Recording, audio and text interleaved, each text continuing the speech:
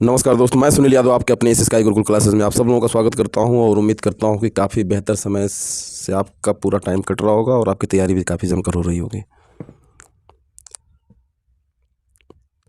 जो आज की वीडियो है आपकी, ये है आपका क्वेश्चन बैंक राजीव से जुड़ा हुआ है, जो कि चैप्टर वाइज आपको पूरा इसमें चैप्टर में दूंगा। और ये है आपका सामाजिक विज्ञान क्लास 10। पेपर काफ़ी नज़दीक है, समय आपके पास कम बचा हुआ है। जितने ऑब्जेक्टिव वाले प्रश्न हैं, सामाजिक का हो, विज्ञान का हो, हिंदी का हो, मैथ का हो, बाकी जितने भी हैं आपके सब के जो ऑब्जेक्टिव वाले प्रश्न हैं वो एक एक करके वीडियो में आपके पास इस यूट्यूब पे स्काई गुरुकुल के प्लेटफॉर्म पे उपलब्ध रहेगा। अगर आपको देखना हो तो आप सीधा प्ले लिस्ट में जाइए, वहाँ से आपको टॉपिक वाइज, चैप्टर वाइज और क्रम से वो वीडियो आपको लगी हुई मिलेगी। इसके लिए आपको सिर्फ छोटा सा काम करना होगा, आप स्काई गुरुकुल के नाम से सर्च करेंगे, वहाँ पर पूरा आपके सामने खुल के आ जाएगा। वहाँ से आप प्ले लिस्ट में जाएंगे, वहाँ क्रम वाइज या फिर नाम लिख कर भी आप सर्च मार सकते हैं। तो चलिए देखते हैं आज का सामाजिक विज्ञान का जो आपका प्रश्न है, उन सारे प्रश्न को देखेंगे जो परीक्षा के अनुरूप काफ़ी बेहतर प्रश्न है और उनसे उम्मीद है कि इसमें से आ भी सकता है। कुछ लड़कों ने दूसरी सीरीज ली होगी, किसी के पास राजी की होगी, तो जो भी चीज़ आपने ले रखी है उसी से आप अपनी तैयारी को करिएगा। साथ ही साथ जो आपके पास बुक है उसमें भी प्रश्न दिए हुए हैं, उन प्रश्नों को भी देखिएगा।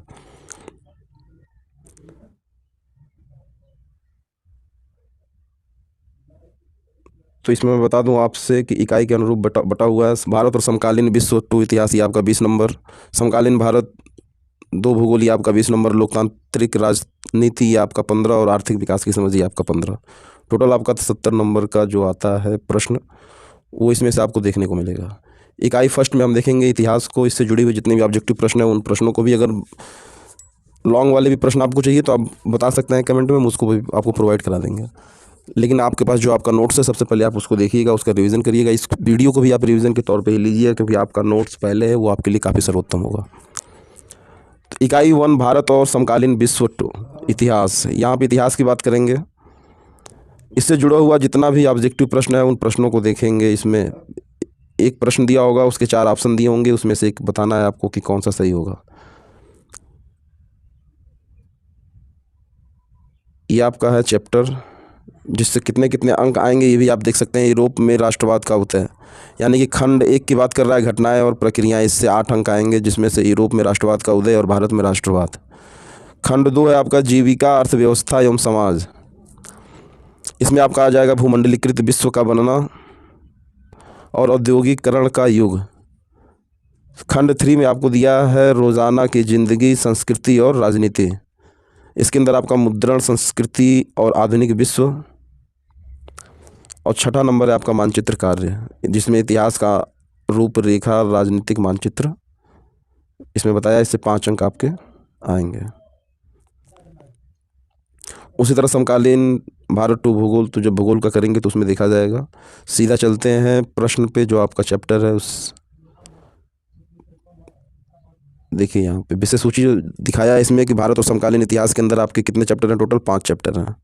यूरोप में राष्ट्रवाद का उदय, भारत में राष्ट्रवाद, भूमंडलीकृत विश्व का बनना, औद्योगिकरण का युग, मुद्रण, संस्कृति और आधुनिक विश्व, यह आपका इतिहास है। भूगोल में देखेंगे तो इसमें आपको 7 चैप्टर देखने हैं। नागरिक शास्त्र में आपको 5 चैप्टर और आर्थिक विकास की समझ में 5 चैप्टर। इसके बाद 5 मॉडल पेपर दिया गया है। सबसे पहले जितने ये ऑब्जेक्टिव प्रश्न हैं, इन प्रश्नों को देने के बाद उस मॉडल पेपर को किया जाएगा। तो चलिए चलते हैं सीधा, जो पहला चैप्टर है आपका घटनाएं और प्रक्रियाएं। यूरोप में राष्ट्रवाद का उदय, यूरोप में राष्ट्रवाद का उदय। तो पहला प्रश्न है कि जर्मनी के एकीकरण की आधारशिला किसने तैयार की। शुरू करने से पहले एक चीज़ और कह दें कि अगर अभी तक आप इस चैनल पर नए हैं या पहले से देख रहे हो, सब्सक्राइब नहीं कर पाए हो, तो सबसे पहले आप इसको सब्सक्राइब करिए। बगल में नोटिफिकेशन का आइकन आएगा, ऑल नोटिफिकेशन पे क्लिक करिए, ताकि जितनी भी वीडियो अपलोड करूँ वो एक एक करके आपको नोटिफिकेशन के माध्यम से मिल जाए। और ये भी आपसे कहता हूँ कि अभी थोड़ा हो सके आवाज़ में कुछ अलग अंतर दिख रहा होगा आपको, तो धीमे धीमे वो सही हो जाएगा। चलिए देखते हैं पहला चैप्टर, जर्मनी के एकीकरण की आधारशिला किसने तैयार की। यूरोप में राष्ट्रवाद का उदय पहला चैप्टर है आपका, उससे जुड़ा हुआ जितना भी ऑब्जेक्टिव प्रश्न है उसको देखेंगे। जर्मनी के एकीकरण की आधारशिला किसने तैयार की? विलियम प्रथम, Bismarck, Napoleon Bonaparte, Napoleon third. देखिए इसमें उत्तर भी इसका साथ होगा। ये उन लड़कों के लिए काफ़ी बेहतर होगा जिनके पास सीरीज़ नहीं है या वो नहीं खरीद पा रहे हो आर्थिक स्थिति की वजह से। आज के टाइम में मोबाइल लगभग सभी के पास है, कुछ हैं जिनके पास नहीं है। तो अगर है उनके पास तो यूट्यूब के माध्यम से ये आपके लिए फ्री ऑफ कॉस्ट है, इसका कोई भी चार्ज नहीं है, आप इसको देख सकते हैं, सुन सकते हैं। साथ ही साथ अपना पहला नोट्स है जो मैं बार बार कहता हूँ कि वो आपके लिए हमेशा सर्वोत्तम रहा है और रहेगा, उसके बाद ही आप इसको भी रिवीजन के तौर पे लीजिएगा। तो जो पहला प्रश्न है कि जर्मनी के एकीकरण की आधारशिला किसने तैयार की, उत्तर के साथ है ये प्रश्न इसमें, तो इसलिए थोड़ा सा फास्ट करने का काम करूँगा ताकि जितने कम समय में ज़्यादा प्रश्न दे पाऊँ। जर्मनी के एकीकरण की आधारशिला किसने तैयार की? विलियम प्रथम, बिस्मार्क, नेपोलियन बोनापार्ट या नेपोलियन थर्ड ने? तो उत्तर इसका चला जाएगा सीधा ग के साथ, नेपोलियन बोनापार्ट। दूसरे नंबर की बात करेंगे, फ्रांस की क्रांति का अग्रदूत किसे कहा जाता है? नेपोलियन, रूसो, दिदरो या वाल्टेयर। चार ऑप्शन। फ्रांस की क्रांति का अग्रदूत किसे कहा जाता है? Napoleon, Rousseau, Diderot, Voltaire. और इसका उत्तर जाएगा सीधे ख के साथ, फ्रांस की क्रांति का अग्रदूत किसे कहा जाता है? तो उसे कहा जाता है रूसो को। प्रश्न नंबर 3 की बात करेंगे तो प्रश्न नंबर 3 है आपका,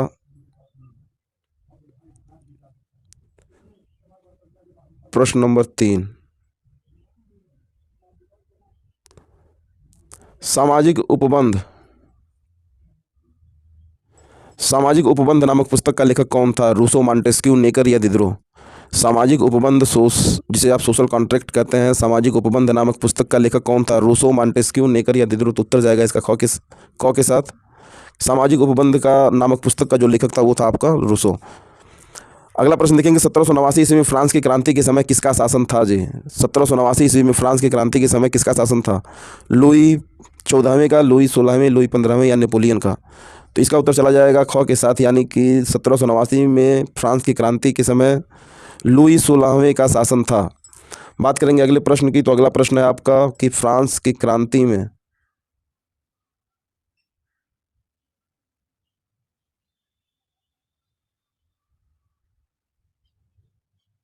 फ्रांस की क्रांति में मुख्य भूमिका किस वर्ग की थी? जी, फ्रांस की क्रांति में मुख्य भूमिका किस वर्ग की थी? कृषक वर्ग, कुलीन वर्ग, मध्यम वर्ग, मजदूर वर्ग। तो फ्रांस की क्रांति में मुख्य भूमिका थी वो थी आपकी मध्यम वर्ग की, यानी कि ग ऑप्शन आपका सही होगा यहाँ पे। मध्यम वर्ग की मुख्य भूमिका थी फ्रांस की क्रांति में।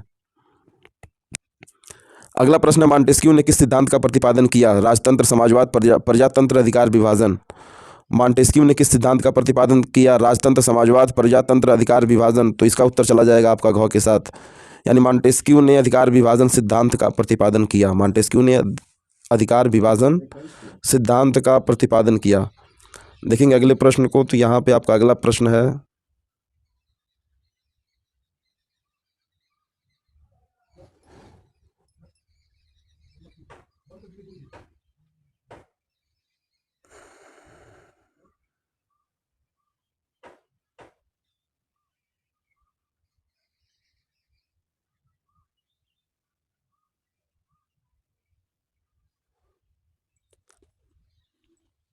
अगला प्रश्न है आपका कि बिस्मार्क जर्मनी का चांसलर कब बना? 1848, 1856, 1860, 1862। बिस्मार्क जर्मनी का चांसलर कब बना? 1848, 1856, 1860, 1862। इसका उत्तर चला जाएगा सीधा घ के साथ, यानी कि बिस्मार्क जर्मनी का चांसलर 1862 ईस्वी में बना। द स्पिरिट ऑफ लॉ नामक पुस्तक का लेखक कौन था? द स्पिरिट ऑफ लॉ नामक पुस्तक का लेखक कौन था? जी, Voltaire, Diderot, Montesquieu, Rousseau. The spirit of law नामक पुस्तक का लेखक था वो था आपका कौन सा? मॉन्टेस्क्यू, यानी कि ऑप्शन नंबर ग सही हो जाएगा। ठीक है। हाँ।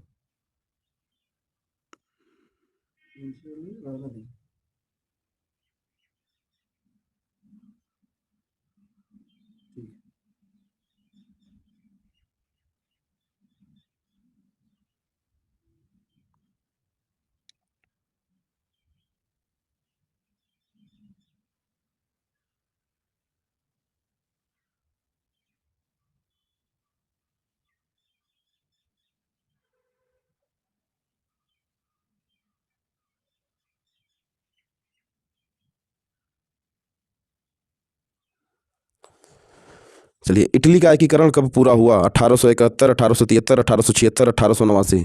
नौवां प्रश्न आपका कि इटली का एकीकरण कब पूरा हुआ? 1871, 1873, 1876, 1889।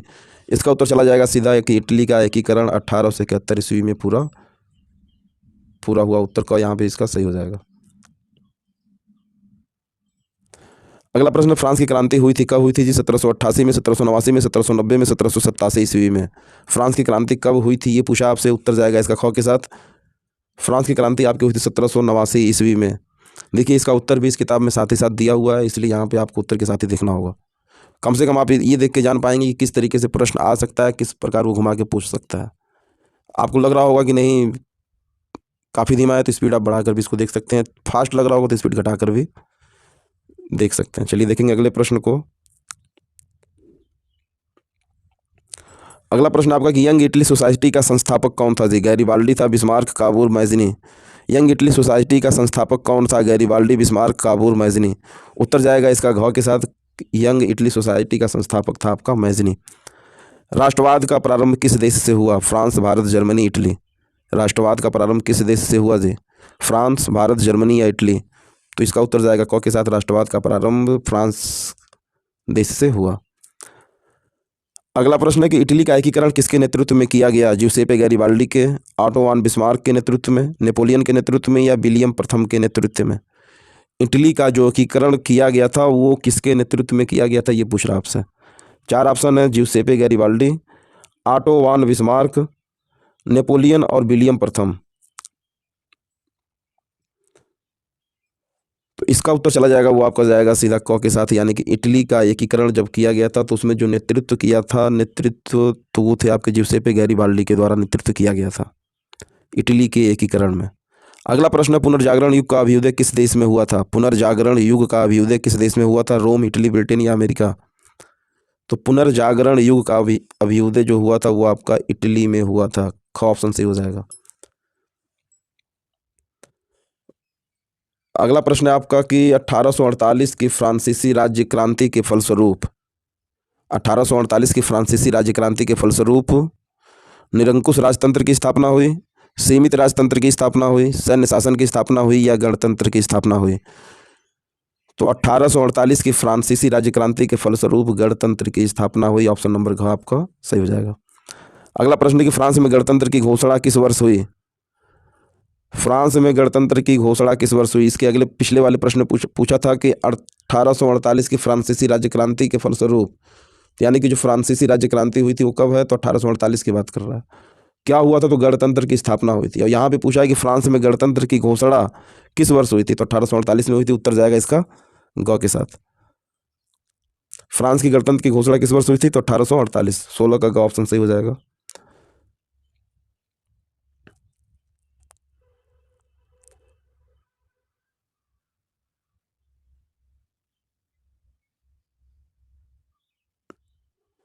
देखेंगे अगले प्रश्न को कि नेपोलियन का संबंध किस देश से था?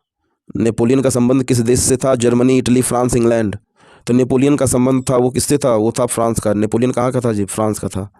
ऑप्शन नंबर ग आपका यहाँ पे सही हो जाएगा। नेपोलियन का संबंध किस देश से? तो फ्रांस से। वियना कांग्रेस के द्वारा फ्रांस में किस वंश के शासकों की पुनर्स्थापना की गई थी? वियना कांग्रेस के द्वारा फ्रांस में किस वंश के शासकों की पुनर्स्थापना की गई थी? हैंसबर्ग, आर्लिया, बुर्बो या जारशाही? वियना कांग्रेस के द्वारा फ्रांस में किस वंश की बात कर रहा है? वंश के शासकों की पुनर्स्थापना की गई थी। तो हैंसबर्ग, आर्लिया, बुर्बो या जारशाही? तो उत्तर जाएगा इसका ग के साथ, यानी कि वियना कांग्रेस के द्वारा फ्रांस में बुर्बो वंश के शासकों की पुनर्स्थापना की गई थी। बात करेंगे 19 नंबर के प्रश्न की। तो 19 नंबर का प्रश्न है आपका, किस संधि द्वारा जर्मनी का एकीकरण पूरा हुआ था? डेनमार्क की संधि द्वारा, गैस्टीन की संधि द्वारा, प्राग की संधि द्वारा या फ्रैंकफर्ट की संधि द्वारा? किस संधि द्वारा जर्मनी का एकीकरण पूछ रहा है आपसे कि एकीकरण हुआ था किस संधि के द्वारा हुआ था? डेनमार्क की संधि, गैस्टीन की संधि, प्राग की संधि या फ्रैंकफर्ट की संधि? इसका उत्तर जाएगा 19 नंबर का, वो जाएगा आपका घ के साथ। फ्रैंकफर्ट की संधि के द्वारा जर्मनी का एकीकरण पूरा हुआ था जी। अगला प्रश्न, रक्त और लौह की नीति किसने अपनाई? बिस्मार्क ने, फ्रेडरिक विलियम चतुर्थ ने, मैज़नी ने या गैरिबाल्डी ने? रक्त और लौह की नीति किसने अपनाई थी? बिस्मार्क, फ्रेडरिक विलियम चतुर्थ, मैज़नी या गैरिबाल्डी? उत्तर जाएगा इसका बिस्मार्क के साथ, यानी कि ऑप्शन सही। रक्त और लौह की नीति बिस्मार्क ने अपनाई। अगला प्रश्न है आपका कि जर्मनी के एकीकरण में मुख्य भूमिका किसकी थी जी? जर्मनी के एकीकरण में मुख्य भूमिका किसकी थी? नेपोलियन की, ऑटो वॉन बिस्मार्क की, ज्यूसेppe की? इनमें से कोई नहीं। जर्मनी के एकीकरण में मुख्य भूमिका किसकी थी? नेपोलियन, ऑटोवान, बिस्मार्क, ज्यूसेppe, इनमें से कोई नहीं, तो हो जाएगा आपका ऑटोवान बिस्मार्क की मुख्य भूमिका थी। नेपोलियन बोनापार्ट की पराजय कब हुई थी? तो 1814, 1815, 1816, 1817। नेपोलियन बोनापार्ट की पराजय कब हुई थी? 1814, 1815, 16, 17। तो उत्तर जाएगा यहाँ पे ख के साथ। नेपोलियन बोनापार्ट की पराजय 1815 में हुई थी। अगला प्रश्न है कि ऑटोवान बिस्मार्क का संबंध किस देश से है जी? ऑटोवान बिस्मार्क का संबंध किस देश से है? इटली से है, जर्मनी से, फ्रांस या ब्रिटेन? ऑटोवान बिस्मार्क का संबंध किस देश से है? Italy, Germany, France, Britain. उत्तर जाएगा इसका ख के साथ। ऑटोवान बिस्मार्क का संबंध आपका जर्मनी से है। निम्नलिखित में से किसे 1871 में जर्मनी का प्रथम सम्राट घोषित किया गया? विलियम प्रथम को, विलियम द्वितीय को, फ्रेडरिक विलियम प्रथम को, फ्रेडरिक विलियम चतुर्थ को? निम्नलिखित में से किसे 1871 में जर्मनी का प्रथम सम्राट घोषित किया गया? 1871 में जर्मनी का प्रथम सम्राट विलियम प्रथम, विलियम द्वितीय, फ्रेडरिक विलियम प्रथम, फ्रेडरिक विलियम चतुर्थ। उत्तर जाएगा इसका क के साथ। विलियम प्रथम को 1871 में जर्मनी का प्रथम सम्राट घोषित किया गया। Question number 25।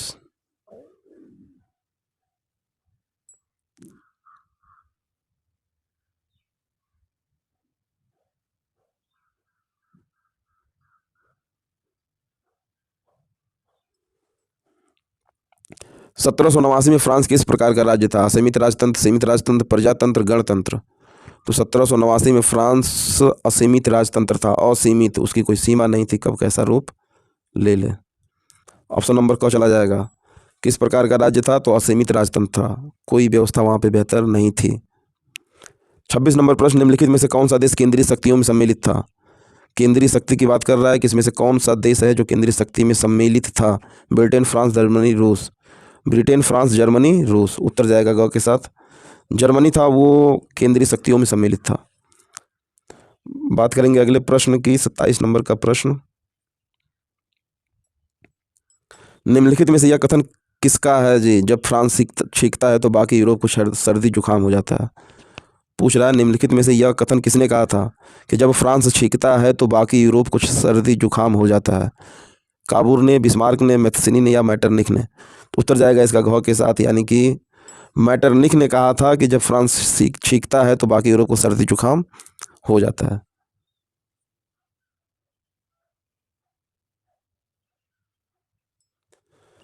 ज्यूसेppe मैथ्सिनी द्वारा स्थापित गुप्त संगठन था? Young Italy, Young France, Young Prussia, Young Germany? Giuseppe Mazzini द्वारा स्थापित गुप्त संगठन था Young Italy, Young France, Young Prussia, Young Germany? उत्तर जाएगा इसका क के साथ। ज्यूसेppe मैथ्सिनी द्वारा जो स्थापित गुप्त संगठन था वो था आपका यंग इटली। ज्यूसेppe मैथ्सिनी द्वारा स्थापित जो गुप्त संगठन था उसका नाम था यंग इटली। ऑप्शन नंबर का सही।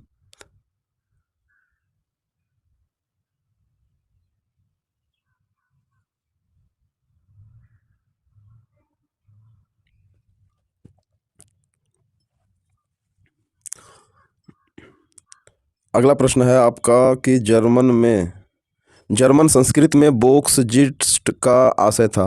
जर्मन संस्कृत में वोक्सजिस्ट का क्या आशय था? राष्ट्र, संविधान, आम जनता या संसद? प्रश्न नंबर 29। चलिए,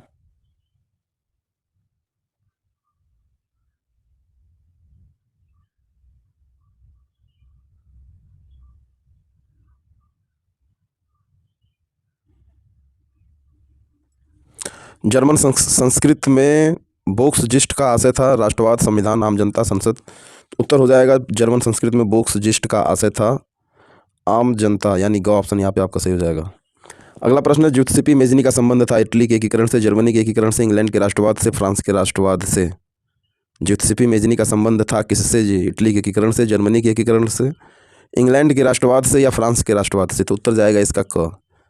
जो ज्यूसेप्पे मेज़नी का संबंध पूछा गया है आपसे तो वो है इटली के एकीकरण से, क ऑप्शन।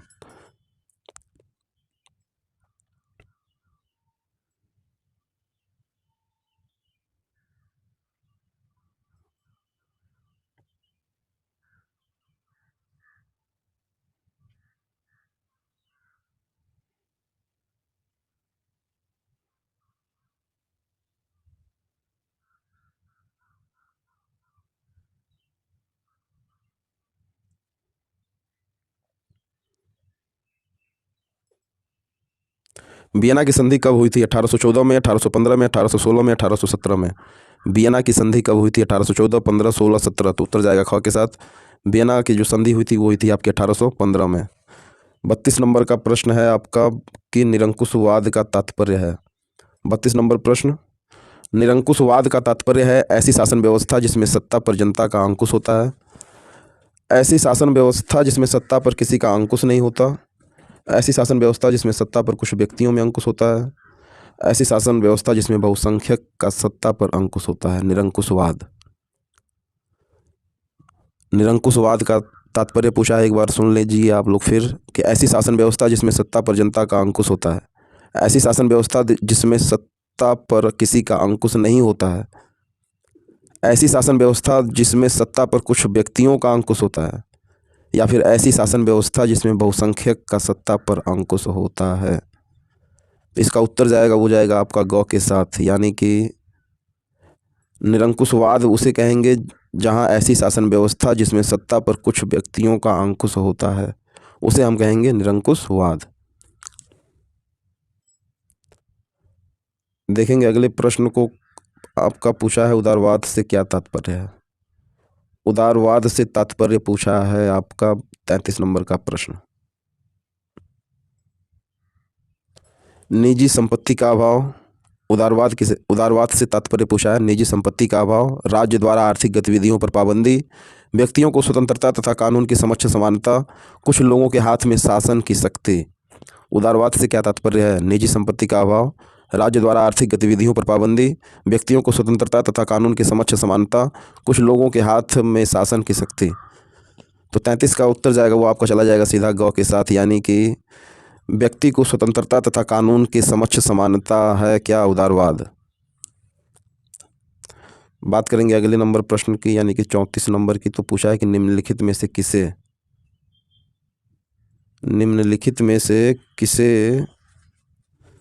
1871 में जर्मनी का प्रथम सम्राट घोषित किया गया? कैसर विलियम प्रथम को, विलियम द्वितीय को, फ्रेडरिक विलियम प्रथम को, ऑटो वन बिस्मार्क को। निम्नलिखित में से किससे 1871 में जर्मनी का प्रथम सम्राट घोषित किया गया? कैसर विलियम प्रथम, विलियम द्वितीय, फ्रेडरिक विलियम प्रथम, ऑटो वन बिस्मार्क। तो 34 का उत्तर जाएगा वो आपका क के साथ, यानी कि कैसर विलियम प्रथम को 1871 में जर्मनी का प्रथम सम्राट घोषित किया गया। तो इस तरीके से टोटल 34 प्रश्न थे आपके पहले चैप्टर में ऑब्जेक्टिव के, जो राजीव की सीरीज है उसमें। अगर आपके पास कोई दूसरी सीरीज़ है तो उसको भी आप पूरा पढ़िएगा, कोई दिक्कत नहीं, उसमें भी प्रश्न दिए होंगे, सेम टू सेम होंगे। 2, 4, 5 प्रश्न सिर्फ ऐसे होते हैं जो सीरीज़ों में आपको अलग अलग दिख जाएंगे। तो आपके पास जो भी सीरीज़ हो, काका की हो, राजीव की हो, या और भी कोई सीरीज़ आपने ले रखी है, तो आप उसको पूरा पढ़िएगा। ज़्यादा प्रश्नों का डिफरेंस नहीं होगा जी, हो सकता है उसमें 10 अधिक हो, इसमें 10 कम हो सकता है इसमें 5 अधिक हो, उसमें 5 कम हो, तो बस इतने का ही अंतर होगा, 2, 4, 10 प्रश्न का। बाकी सारे प्रश्न सेम होंगे। ऐसा नहीं है कि इस किताब में कुछ दूसरा लिखेगा तो कितना प्रश्न कहाँ से ढूंढ के ले आएगा। तो 2, 4, 10 प्रश्न का डिफरेंस होता है। आपके पास जो भी सीरीज़ है, जो भी किताब है, उसको आप पढ़िए। नहीं मिल रही है तो आप इस वीडियो का भी सहारा ले सकते हैं। पहले ही कहता हूँ कि इसको आप रिवीजन के तौर पे लीजिएगा, इससे ज़्यादा समय आप अपने नोट्स पे दीजिएगा, क्योंकि आपका नोट्स ही आपके लिए बेहतर है। इससे ज़्यादा और कुछ नहीं कहूँगा। मैं फिर मिलूँगा आपसे अगले वीडियो में अगले चैप्टर के साथ, कुछ उसके भी जो 1 नंबर वाले प्रश्न हैं उन प्रश्नों को। सबसे पहले ऑब्जेक्टिव प्रश्न को दूंगा। अगर आपको लगता होगा कि नहीं हमें लॉन्ग वाले प्रश्न भी चाहिए तो आप कमेंट में बता सकते हैं। उसके बाद मैं जो बड़े वाले प्रश्न है उसको भी आपको प्रोवाइड करा दूंगा। समय बहुत कम है, जितना खेलना कूदना था आपने खेल कूद लिया है। अब आगे के जो 15-20 दिन, 1 महीने, 22 फरवरी के आसपास से आपका पेपर होगा, तो कितना टाइम है आप खुद देख लीजिए। बाकी कामों को छोड़कर इसमें सिर्फ किताब को ही पलटें तो शायद कुछ कल्याण हो जाएगा। चलिए मिलते हैं आपसे अगली वीडियो में, तब तक आप बने रहिए इस स्काई गुरुकुल के प्लेटफॉर्म पर। तब तक के लिए जय हिंद, जय भारत।